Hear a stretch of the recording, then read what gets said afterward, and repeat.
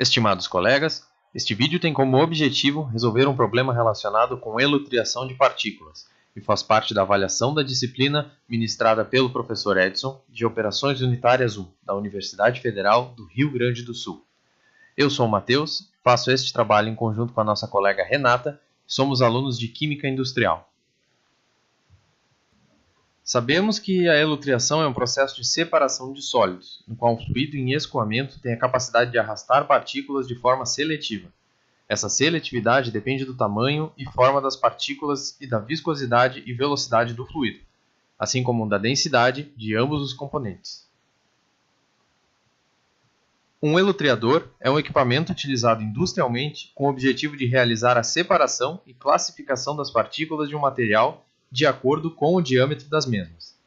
Trata-se de uma coluna vertical, onde o fluido escoa de forma ascendente com velocidade constante, onde o sólido é alimentado através do topo dessa coluna e o fluido através da parte inferior do equipamento. Partículas cujas velocidades de sedimentação são maiores que a velocidade do fluido sedimentam na parte inferior da coluna. E as partículas cujas velocidades de sedimentação são menores que a velocidade do fluido são arrastados para a parte superior da coluna.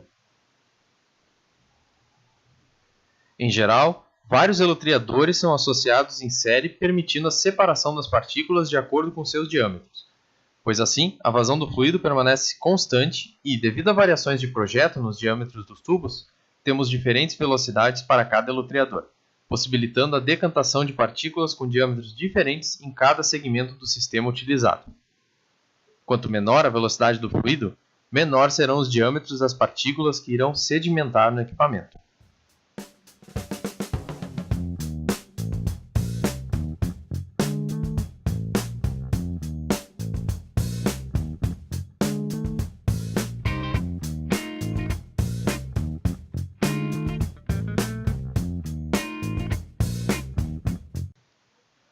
Conhecendo então o processo de elutriação e o funcionamento do equipamento, podemos começar a resolver o exercício proposto. O exercício 4 tem o seguinte enunciado. Um vendedor propôs para sua empresa um sistema de separação de partículas composto por 4 elutriadores. As partículas a serem separadas têm densidade de 1,8 gramas por centímetro cúbico e o líquido de separação é água a 20 graus Celsius, com vazão de 37 metros cúbicos por minuto. Para a separação de 250 kg de um pó industrial, os elutriadores devem ter em sequência 3, 4, 6 e 12 metros de diâmetro, como representado no esquema da figura. Avalie os diâmetros de cada partícula obtida nos elutriadores propostos. Para que os cálculos sejam mais rigorosos, considere que o regime de Stokes não é válido para o caso. O regime de Stokes é válido para esferas lisas e rígidas, fluido newtoniano, ou seja, incompressível, escoamento lento, sem efeito de parede ou interferências de outras esferas, velocidades constantes e números de Reynolds menores que 0,4 ou até 2, de acordo com alguns autores. Dessa forma, como não conhecemos o sistema em estudo, muitas das afirmações acima não são válidas para sistemas reais, e para a obtenção de cálculos mais rigorosos serão utilizadas as expressões de Massarani. Massarani agrupou números adimensionais de forma que fosse possível determinar o diâmetro das partículas em sistemas como os elutriadores. Para a avaliação e determinação dos diâmetros das partículas que ficam retidas em cada um dos elutriadores propostos, é necessário calcular a velocidade do fluido, considerando sua vazão e o diâmetro de cada elutriador, conforme descrito na equação 1, onde Q é a vazão, D é o diâmetro do tubo e V é a velocidade do fluido. Vamos considerar todas as unidades no Sistema Internacional para o desenvolvimento dos cálculos e resolução desse exercício. Dessa forma, obtemos para cada elutriador os valores de velocidade dispostos na tabela. Para o elutriador 1, obtemos a velocidade de 0,08724 metros por segundo. Para o elutriador 2, velocidade de 0,04907 metros por segundo. Para o 3, 0,02181 metros por segundo. Para o elutriador 4, 0,00545 metros por segundo. Conhecendo as velocidades e considerando que as partículas são esféricas, é possível utilizar a equação 2 para cada um dos elutriadores. Desta forma, obtemos o produto entre o coeficiente de arraste e o número de Reynolds, que será calculado posteriormente para obtermos o diâmetro das partículas retidas em cada elutriador analisado, onde CD é o coeficiente de arraste, RE é o número de Reynolds, μ é a viscosidade fluidodinâmica, ρP é a densidade da partícula, ρ é a densidade do fluido, G é a aceleração da gravidade e U é a velocidade do fluido. Considerando as propriedades e condições listadas e utilizando os valores de velocidade calculados no passo anterior, obtemos os valores para o produto entre o coeficiente de arraste e o número de Reynolds. Para calcularmos o valor do número de Reynolds, utilizamos a equação 3, onde n é igual a 0,88. Como todas as variáveis necessárias já são conhecidas, assim como o produto CD e RE, conforme passo 2, obtemos os seguintes valores de Reynolds para cada elutriador.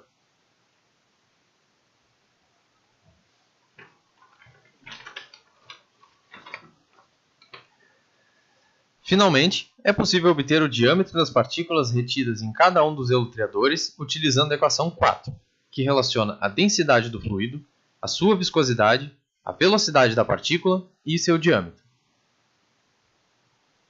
Como todas as variáveis necessárias já são conhecidas, obtemos os seguintes valores para os diâmetros das partículas retidas em cada elutriador. Na sequência, esses diâmetros serão apresentados esquematicamente, facilitando o entendimento. Com base nos cálculos, no elutriador 1, retemos partículas com diâmetro maior que 832,60 micrômetros. No elutriador 2, retemos partículas com diâmetro entre 832,60 micrômetros e 468,11 micrômetros. No elutriador 3, retemos partículas com diâmetro entre 468,11 micrômetros e 253,63 micrômetros. Finalmente, no elutriador 4, retemos partículas com diâmetro entre 253,63 micrômetros e 114,25 micrômetros. Na saída do elutriador 4, o fluido é arrastado contendo partículas com diâmetros inferiores a 114,25 micrômetros. Criteriosamente, nenhuma das partículas poderia seguir o regime de Stokes, pois as partículas não são esferas lisas e com certeza ocorrem efeitos de parede ou interferências de outras esferas. Porém, desconsiderando as características anteriormente mencionadas e analisando somente em relação ao número de Reynolds, poderíamos considerar que as partículas retidas no quarto elutriador, que possuem Reynolds entre 0,4 e 2, poderiam ser consideradas como partículas que seguem o regime de Stokes. Supondo situações ideais, com o intuito de aplicar as equações válidas para o regime de Stokes, com partículas totalmente esféricas e lisas, e comparando com os diâmetros calculados utilizando as equações de Massarani, percebemos que para Reynolds elevados, os diâmetros calculados utilizando Stokes apresentam bastante diferença entre os diâmetros calculados utilizando as equações de Massarani. Dessa forma, percebemos que as equações de Massarani são mais adequadas e abrangentes, pois para números de Reynolds elevados, as equações de Stokes não são válidas. Com a resolução deste exercício e visando contextualizar o assunto e a sua aplicabilidade industrial e em laboratório, podemos citar processos bastante utilizados, como, por exemplo, a separação de partículas macroscópicas na mineração e a separação de micro-organismos, células e proteínas via elutriação centrífuga. Os princípios da elutriação centrífuga baseiam-se nas leis de Stokes para partículas esféricas em um fluido viscoso não compressível. Utilizando as mesmas equações anteriormente apresentadas, podemos adaptá-las para utilizar o vetor de velocidade angular em radianos por segundo. No caso da sedimentação de células, as densidades de cada partícula geralmente não variam de maneira considerável, fazendo com que o parâmetro principal de separação seja exclusivamente o diâmetro de cada célula. Outra consideração importante é o formato das células, que muitas vezes não pode ser facilmente suposto como esférico. Mas para estes casos, existem formas mais generalizadas da equação de Stokes que podem ser usadas, como descrito na literatura. No sistema estudado neste trabalho, o equipamento utiliza duas tecnologias de força: a centrifugação, que é o processo de sedimentação sob a influência de força centrífuga gerado por um rotor, e uma força de contravasão, gerada por um fluido impulsionado por uma bomba.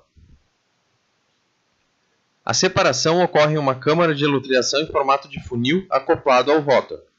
Enquanto o rótor está girando e aplicando uma força centrífuga, a suspensão de células é injetada pela parte estreita do elutriador a uma vazão pré-definida.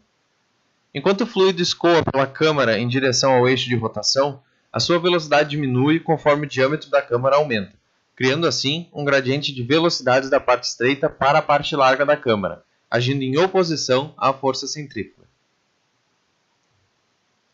Esta força centrífuga também cria um gradiente de velocidades. Nas proximidades do eixo de rotação, a velocidade é menor, e nas proximidades do trecho estreito, a velocidade é maior. A parte mais larga da câmara em formato de funil é o limite de elutriação. Após a inserção de uma suspensão de células com diferentes tamanhos, ocorre a migração de acordo com a taxa de sedimentação de cada célula para uma posição do gradiente em que os efeitos da força de contravasão se equilibram à velocidade de sedimentação. Células pequenas ou menos densas com uma taxa menor de sedimentação são rapidamente arrastadas para o eixo de rotação, onde são afetadas por um aumento gradual de vazão causado pelo estreitamento rápido das paredes da câmara. Analogamente, células maiores ou mais densas com taxa de sedimentação elevada permanecem próximas à entrada da câmara de elutriação, onde a força centrífuga e a taxa de sedimentação são altas. Células de volume intermediário atingem um equilíbrio no limite de elutriação. Aumentando a taxa de vazão da bomba de maneira gradual, frações sucessivas de células grandes ou densas podem ser arrastadas para fora da câmara de elutriação e coletadas posteriormente em frascos ou tubos. Além da elutriação, outro método bastante comum para a separação de partículas por diâmetro é o peneiramento. O peneiramento é seletivo contra a granulometria, assim como a elutriação, porém desconsidera variáveis como densidade e rugosidade. As aberturas das peneiras são padrões e a variação dos diâmetros são discretos, não sendo possível alterar conforme a necessidade, como nos elutriadores. As peneiras podem apresentar como desvantagem a possibilidade de aglomeração de partículas, dificultando o processo e sendo necessário efetuar algum tipo de procedimento para evitar que isso ocorra. Concluindo então, podemos perceber que a elutriação é uma técnica bastante eficiente e barata, com baixo despendimento de energia, principalmente para micropartículas, como discutido nesse trabalho, requerendo velocidades do fluido muito baixas para obter separações satisfatórias entre as partículas. Observando as grandezas dos resultados, também é possível notar uma sensibilidade a variações de diâmetro, podendo ser possível um refino ainda mais elaborado com a adição de outros elutriadores ou peneiras no processo. Considerando esferas perfeitas e para valores de Reynolds abaixo de 300.000, sem o desprendimento da camada limite, alterações de vazão ou diâmetro do equipamento podem ser realizadas a fim de otimizar o processo de separação conforme a necessidade. Agradecemos pela atenção de todos. Muito obrigado.